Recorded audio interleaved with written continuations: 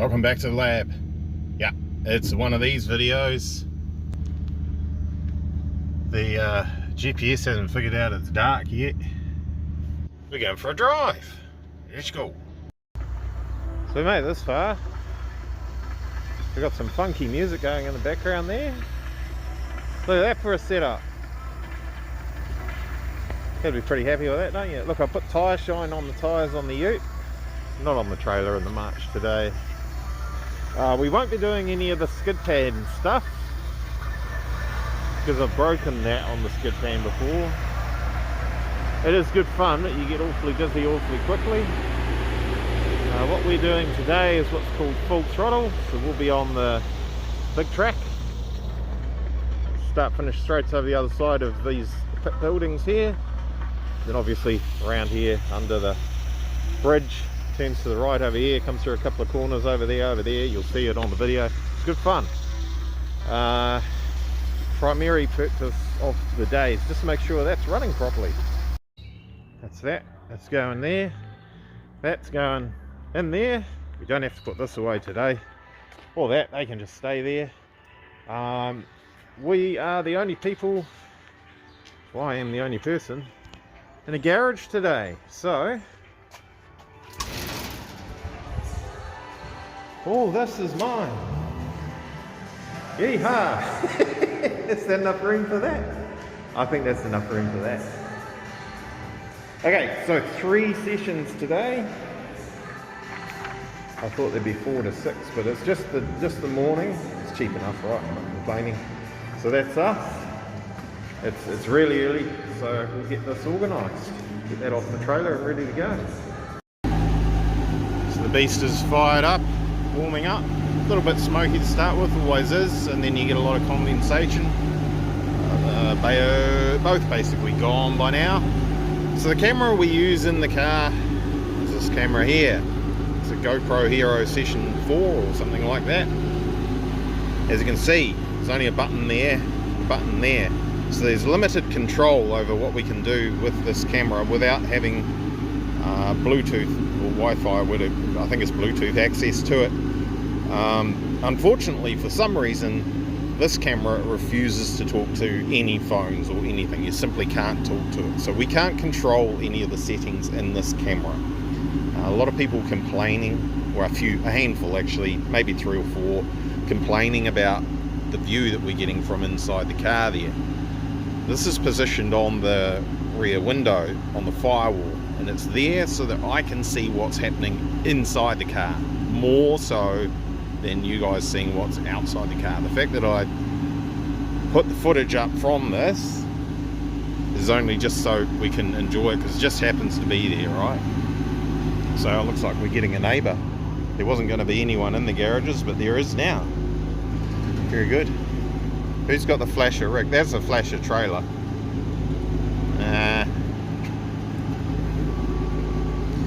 I'll take that any day. Chuckle, chuckle. Right, so we'll get that stuck on the firewall. We'll get this noisy thing in here, and we'll get ready. We've got a lot of time to kill, so it's all good. Alright, we're just about ready to go. Got the gear on. These guys are out there doing familiarization laps. I've opted not to do that. Relatively familiar with the track, and we're speed limited to 120 k's an hour on these sessions anyway. So for that little beastie, 120 k's an hour is kind of second gear, maybe third at very low engine revs. So I mean, it could have warmed a few things up, but we'll just hold fire. The sessions are 15 minutes long. We're due to start the first session in a few minutes from now, so I might shift this around the corner and see if we can get to the front of the grid, which right at this very instant should not be difficult. Okay, and then we move to the camera that everyone whinges about. Never mind.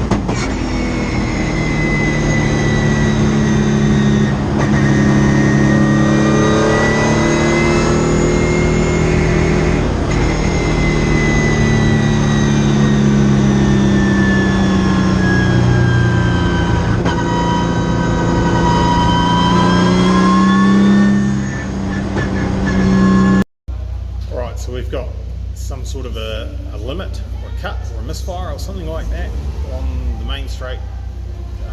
I thought it was set about 220 something k's an hour. The logs say 240 something k's an hour, which would be the main rev limit. However, looking at the logs, it's not actually activating that. So something a little bit odd going on there. But otherwise it goes like a cat. Right, so I forgot to turn the camera on. Oops. Another session done. There's definitely some sort of electrical connection problem there somewhere. Most likely those relays that I'm forever having problems with, so they're going to have to go, no question about it. Car went really good. There's oil on the track, sand and stuff right at your basically apex for the, we'll call it a kink on the main straight. You guys see where I pointed out in the previous track session, someone's blowing up or whatever. Yeah, it's going good. I'm happy with it. I've just got to find whatever the electrical gremlin is. The dash is turning off, back on again, just glitching when I change gears. It'll be something really silly. Sort that out. Be away laughing. So I mean, I'd love to have a PDM. It's my birthday soon. Wifey, not a chance. So one more session. I'll let it cool down a bit more. I'll put some fuel in it. I'll have a look around and see if there's anything obvious that I can find that may be causing the problems. And remember to turn the camera on for the next session.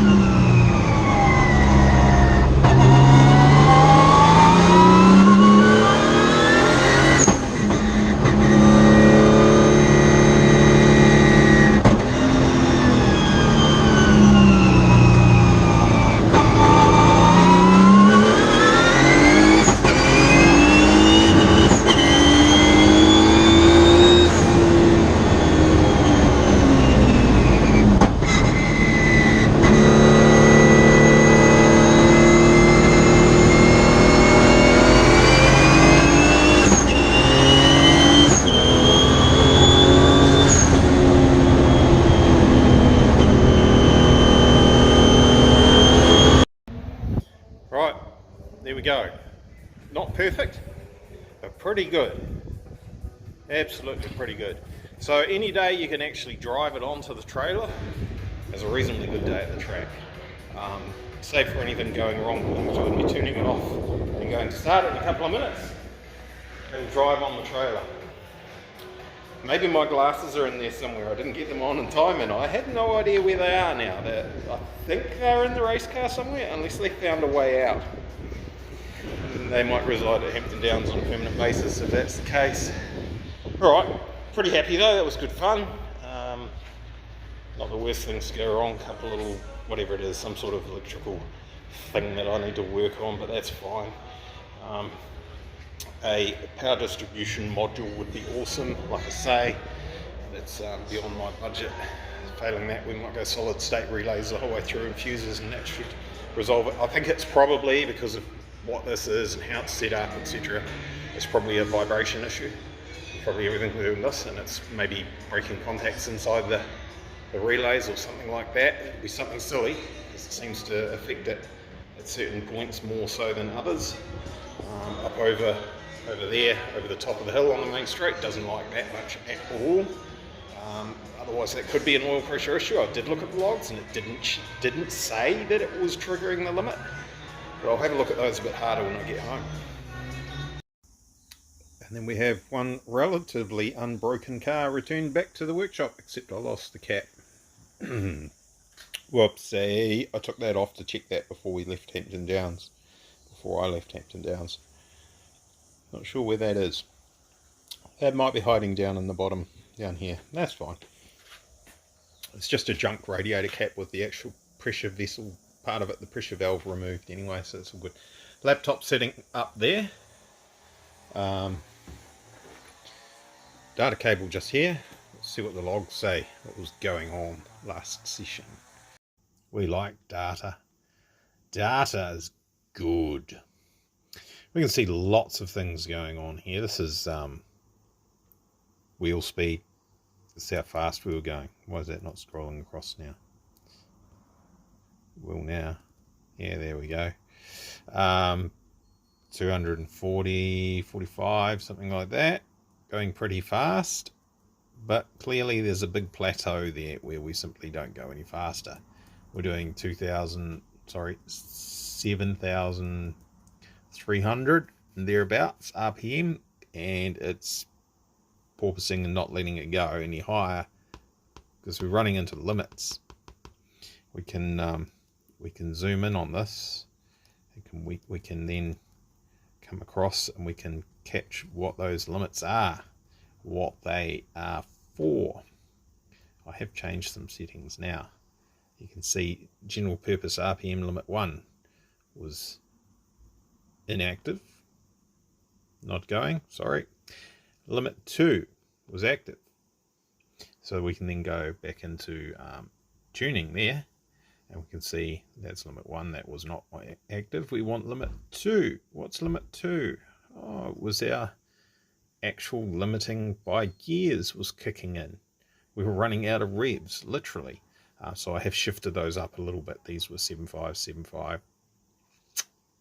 Can't remember what that was, 7.7 or something. So I've moved them up a little bit so we can rev just a little bit higher. We don't want to go nuts. These limits tend to kick in a little bit earlier, a couple hundred RPM earlier than what they are set at. They start coming in with a soft cut, which is what we were bumping into.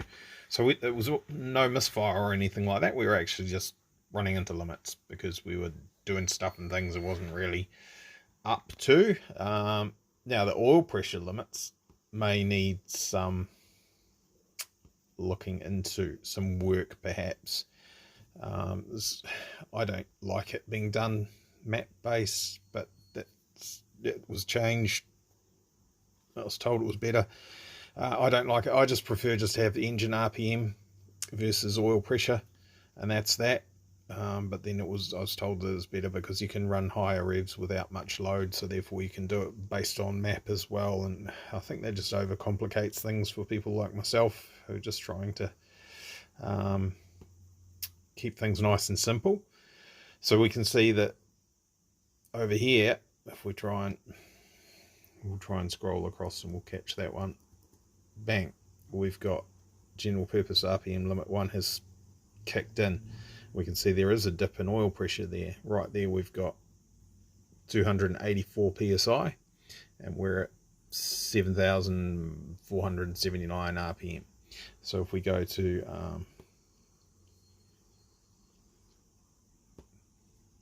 kPa to psi, just Google. Now we wait for the computer to wake up. There we go. What did I say we were? Let's go back into what we were.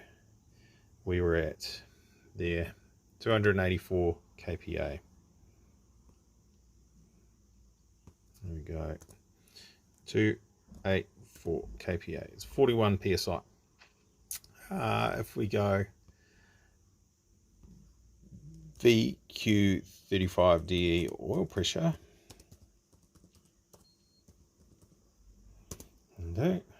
right.